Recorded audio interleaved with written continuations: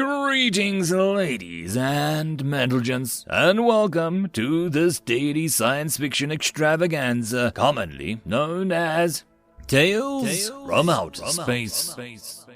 Taken from the subreddit HFY. All the relevant links will be down below. And, as always, I hope that you enjoy. And if you do, please consider supporting the channel. On to the science fiction. Story number 1. Humans are weird. Lab protocol. How? 35 Clicks demanded. How did those lumbering idiots survive long enough to create FTL tech? Tishk fought down the urge to punch an interrupting idiot who is currently gripping the sides of his head in those preposterous wing hooks right in the conveniently placed snout. All that tender mammal flesh just full of pain receptors. If I punch you, I will spill my sample of floral oil, Tishk observed aloud. 35 Clicks glanced swiftly behind the mentioned sample and Tishk's primary eyes, then to each of the 3 legs, and they were free to strike, before letting go and fluttering just out of Triscuit's deceptively long strike range to perch. Triscuit pointedly turned his back on the winged, hoping he took a full offense of the human gesture, and carefully placed the vial of volatile oils on its crucible. He deliberately took his time in manipulating the settings before turning back to the winged. He studied the puffed-up fur, and the 35 Clicks was rapidly grooming down with his hooked wing. Something had seriously disturbed winged. What did the humans do this time? Triscuit asked. You wouldn't believe me, 35 Clicks burst out, flinging his wings out. I cannot disbelieve what I've yet to hear, Tishk pointed out. He drank biofluids, 35 Clicks declared. Tishk carefully brushed the guard's hairs away from his eyes and carefully as he considered this. Half of what humans normally consume is classified as bio, he began. Not one like that, 35 Clicks interrupted. Tishk folded his primary gripping legs and lowered his head into the glare position. 35 Clicks huffed and crossed his wings back at him.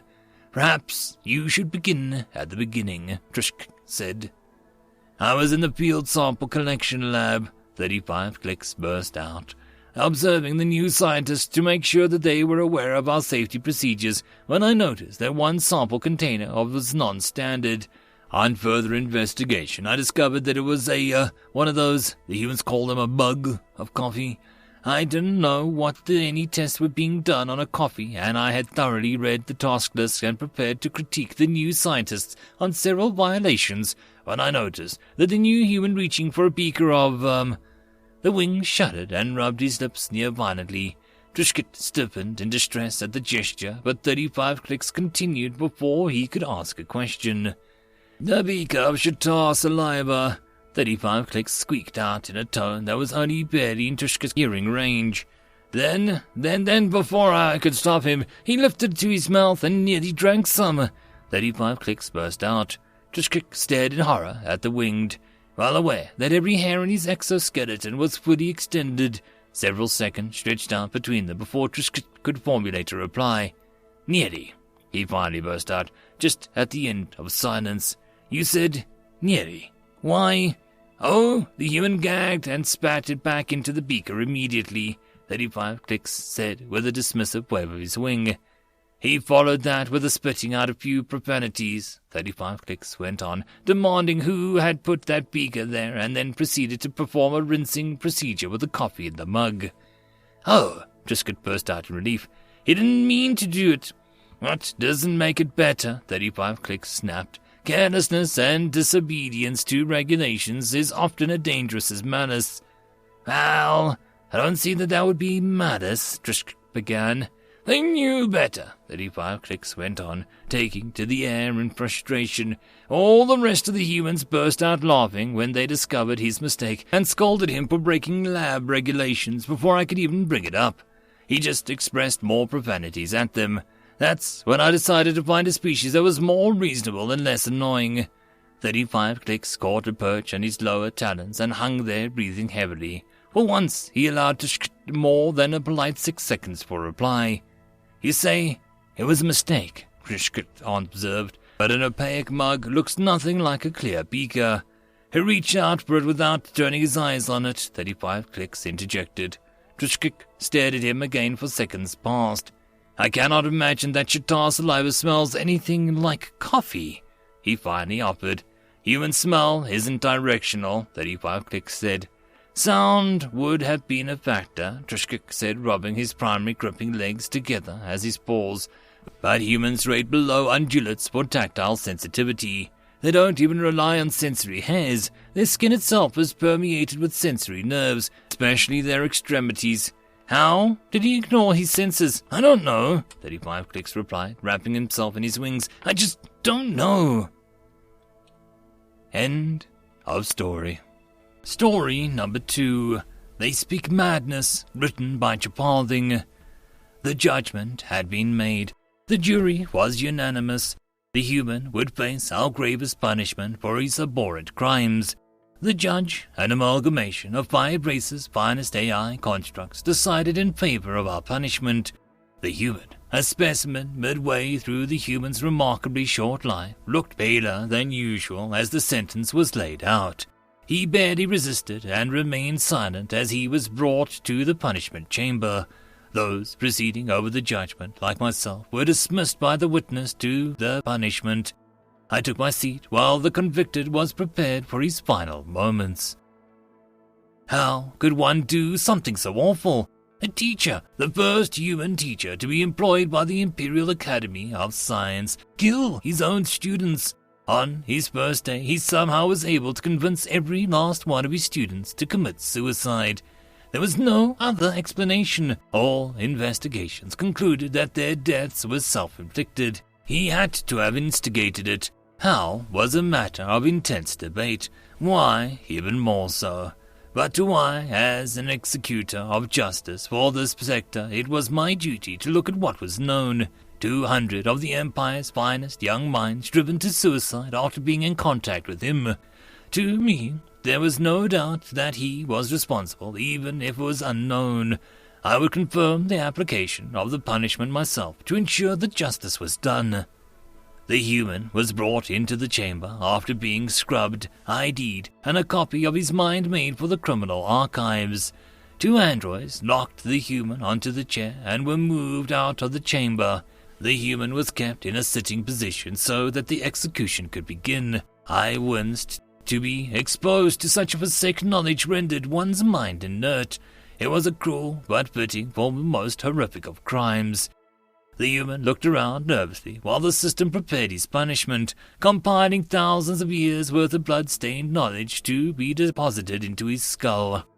With a flash of light, the punishment began. The human writhed on the table. Having experienced a memory implant 1/10 of what he was receiving, I could attest that it was the least pleasant experience of my life. I could hardly fathom such a pain a large memory implant could inflict. A worrying thing happened, though, or, to be more apt, a worrying lack of something happened. The human remained seated. Surprised, yes. In discomfort, undoubtedly, but infuriatingly not dead nor frothing at the mouth. The other witnesses were equally confused, so I ordered that he be exposed again, just to be safe. The knowledge was pulled out of the human's head and injected back in. This time he was in a great deal of pain, but still somehow not dead, not even convulsing. I had to understand this. I stood up, adjusted my antennae, and entered the airlock between the safety and execution chamber. Inside, the human was humming nervously to himself, unable to look my way. I strode up to him and demanded to know how he had survived. He was confused by this and asked what exactly was supposed to have survived. Besides, from a headache, he hadn't felt anything. Nothing. That was impossible. He didn't have a neural blocker. He wasn't a null. He had taken in the forbidden knowledge and was still both alive and capable of not swallowing his own tongue. How could this be? I asked the human if there was anything he'd learned. He shrugged and said nothing he didn't already know. Oh, my queen! The human already knew about the forbidden knowledge. It all made sense. He'd exposed his students to the knowledge to kill them. But how was he alive? Each time I asked the human, he seemed to not understand the nature of my questioning. I became impatient and became blunt. "The universe, you fool," I shouted. "To know of it is a harmless, but to know the true nature of it and our place in it is a lethal to all intelligent life. You were plugged full of every blood-soaked piece of knowledge we have on the universe, and you aren't even sobbing and frothing at the mouth." The human looked at me like I only had 2 eyes and said that he knew. He was a scholar of physics amongst these race and studied the universe. My eyes twitched. The human actively studied the universe without ill effect. When asked, the human had no idea what I was going on about. However, as we spoke, I began to understand, and the more I understood, the more terrified I became. They knew. They knew about the universe. They knew about their place in it. Knowing any more than that would drive any other race into a suicidal fit, and any more than that would shatter their minds completely. But for humans, it was just another fact. I stepped away from the human as I would from the edge of a cliff. When I discussed this with my superiors, we reopened the case, and more became clear. The human had not attempted to kill his students at all. He had done as scholars did and taught his students what he knew. What he knew, however, was something that no other race can survive.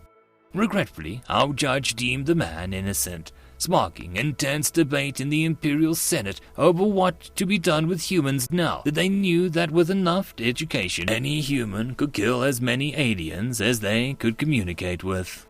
It was unpopular, but until we could find a better solution, human territory was quarantined. Only those who could prove that they were uneducated and ignorant to the nature of the universe would be allowed to cross the borders. End of story. And that, my friends, concludes this dose of science fiction fun. I hope that you enjoyed. And if you did, please don't forget to support the author from the link down below.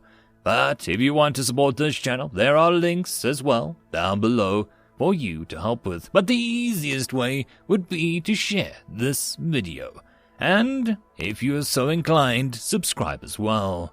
I will see you all in the next episode, and I hope that you all have a fantastic time until then. Cheers.